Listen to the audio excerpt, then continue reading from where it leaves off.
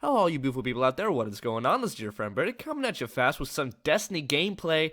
That is right, I found this old Destiny gameplay because yesterday I was looking through my old videos and it really made me think, man, looking at this gameplay, looking at a lot of my old Destiny videos, how much I used to play Destiny and how many different kinds of people I ran into, man. So I guess you could say I had a, wait for it, an epiphany that there's a lot of different types of people on LFG, because I remember I used to use that all the time to find people to do raids, and mostly just the raids, sometimes the nightfalls too, and I ran into a lot of people. So today I want to just talk about 5 of those different kinds of people, 5 of the most memorable for me, the ones that I had most fun with, not really the worst, not really the best, just the most memorable. So you can, I mean, they could either be good or bad, really. Like, all these people that I'm about to list could be good or bad depending on the situation. So hopefully you guys can relate with at least one of them, and if you do, drop it down in the comment section below. Let me know. I'd love to see that, read it, all that good stuff. Without further ado, Steve, hey, Steve, play the fucking music, brah. Ayo.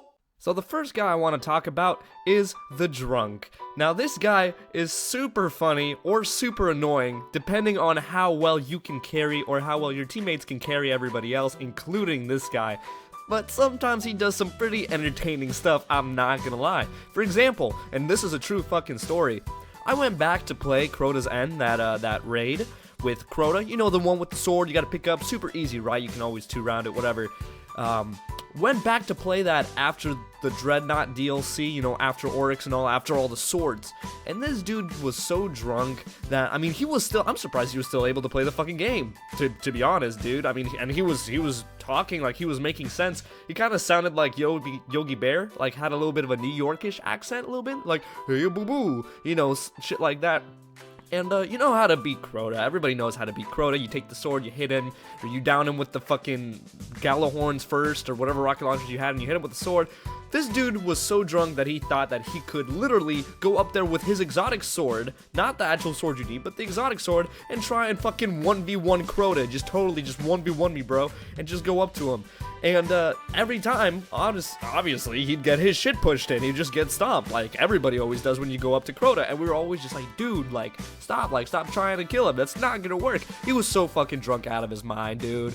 He was like, hey, boo-boo, look at Crota. I'm gonna go fucking 1v1 him with an exotic sword and win, like 17 times in a row. We ended up not finishing it, so I just left. I really didn't even need anything there. I was just bored and wanted to run Crota. Haven't run that in a long time, but true fucking story. The drunk person. So that was pretty memorable. The next person I want to talk about is the Stone Kid. Now, this guy can usually be really quiet. That's usually what happens when people get super stoned out of their fucking minds. But you know, sometimes it's pretty funny fucking with him, dude, because when people get stoned enough, you can literally tell them to go jump off a bridge, and they will do it. Again, the Crota Bridge.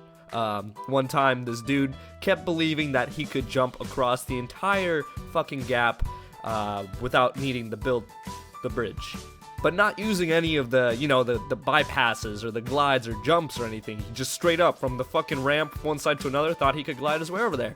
Died about 70 times doing that too. Pretty fucking funny. The third one is the innocent kid. Now, this is usually like a 12, 13-year-old who's usually kind of quiet, or if he's not quiet and he talks a lot like a lot of little kids do, he doesn't mean it, right? He's a really nice kid. He's not cancerous, he's not toxic, he's not, you know, effing your mother or anything. He's a really innocent kid, and usually gets shit talked to him for being so talkative, or just being a kid in general, for being a quote-unquote squeaker. And that's usually happened by the fourth person, who is the douchebag adult. This guy's usually in his mid-30s, early 40s, telling a little kid to go fuck himself or shut the fuck up. Now, this sometimes can be entertaining, but other times it can be just brutal, and honestly, I can't help but stick up for the little kids that get caught in this situation.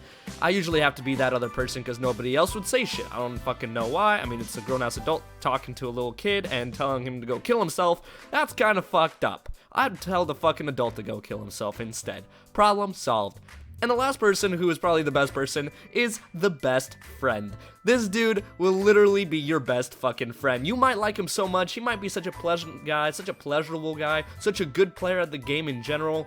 that you guys end up becoming best friends and running raids till that point.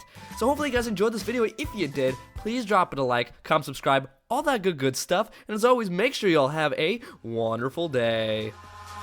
Eyes in the sky, 20 likes and I'll tell that douchebag adult to stab himself with a fucking spork. I raise my hand to the fire, but it's no use, 'cause you can't stop it from shining through. It's true.